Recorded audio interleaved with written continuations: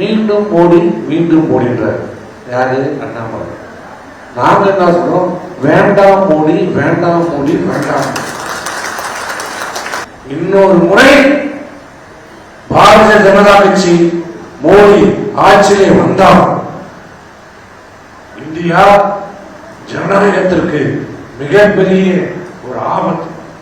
பாராளுமன்ற ஜனநாயகத்திற்கு மிகப்பெரிய ஒரு ஆபத்து என்பதை உணர்ந்து கொள்ள வேண்டும். தனிமைந்த சுதந்திரத்திற்கு மிகப்பெரிய ஆபத்து. இப்பயே யாரும் அந்த தொழில் பண்ண முடியாது. பாரதிய ஜனதாக்கு எதிர்ப்பு இருந்தால் உன் மீது இடி, சிபிஐ, ஐடி. இதுதான் பிஜேபியுடைய கூட்டணி கட்சிகள். பிஜேபி கூட்டணி கட்சி யாரு? அமலாக்கத்துறை, மத்திய புலனாய்வுத்துறை, வருமான வரித்துறை. எதிர்த்து பேசினால், எதிர்த்து செயல்பட்டால் உடனே பிஜேபியில் இருக்கிறவங்க உத்தம காந்தியா? உத்தம காந்தியா? இன்னைக்கு ஆட்சி பொறுப்புக்கே வரவில்லை பிஜேபி தமிழ்நாட்டில். நம்முடைய தைவால் நாம் போட்ட பிச்சை 4 எம்எல்ஏ. ஆனால் அதற்குள்ளே இன்னைக்கு எங்க பார்த்தாலும் என்ன செய்தி? அனைத்து நிறுவனங்களும் மிரட்டி அச்சுறுத்தப்பட்டு வசூலிக்கப்படுகிறது. இங்கே விழுப்புரத்தில் என்னாச்சு? அண்ணாமலை வரன்னு சொல்லிட்டு ஒரு கடை வந்தாங்களா, ஒரு வியாபாரி வந்தாங்களா, எல்லோரும் வசூல். ஆகவே இந்த தேர்தல் நமக்கு முக்கியமான தேர்தல். அனைத்து இந்திய அண்ணா திராவிட முன்னேற்ற கழகத்தினுடைய முக்கியமான ஒரு காலகட்டத்தில் நம்ம நிற்கிறோம். பல்வேறு சோதனைகளை சந்திச்சிருக்கிறோம், பல்வேறு பிரச்சனைகளை நம்ம சந்தித்திருக்கிறோம். 2096 மிகப்பெரிய ஒரு தோல்வியையும் சந்தித்திருக்கிறோம்.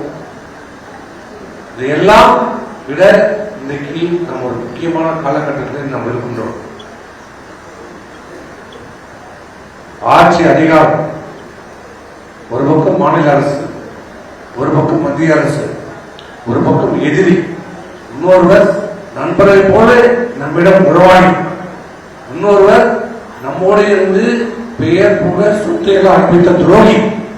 இவர்களெல்லாம் ஒருங்கிணைந்து இந்த இயக்கத்தை அழித்து விடலாம் என்ற அந்த நிலையை தொண்டர்களுடைய உதவியோடு ஆர்வமோடு அதை தகர்த்தி எறிந்து இன்றைக்கு அம்மாவை போல வலிமையான ஒட்ட தலைமை எடப்பாடி தலைமையில் இந்த இயக்கத்தை நாம் நிறைவேற்றிருக்கிறோம்.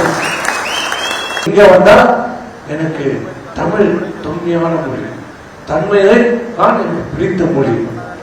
திருக்குறள் எனக்கு பிடித்த நூல். சரி, திருக்குறள் பிடித்த நூல் தானே. நம்ம என்ன கேட்கிறோம்? பொதுமுறை, உலகம் முழுவதும் பொதுமுறை திருக்குறள். திருக்குறளை தேசிய நூலாக அறிவிக்கப்பட்டு இந்த 10 ஆண்டு காலமாக கேட்கிறோம். அறிவித்திருக்கிறாரா? அப்புறம் எதுக்கு இங்க வந்த மட்டும் திருக்குறள்? யாரை ஏமாத்த? யாரை ஏமாத்த? இது மக்களை ஏமாத்த.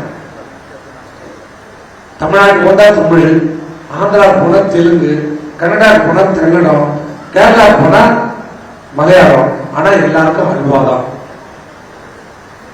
எல்லாருக்கும் அல்வாதான், வேற ஒண்ணும் கிடையாது. ஒண்ணு அவன் சொந்த கட்சிக்காரனுக்கே கிடையாது. அவன் வாழ்க்கை கூட்டுக்கலாம்.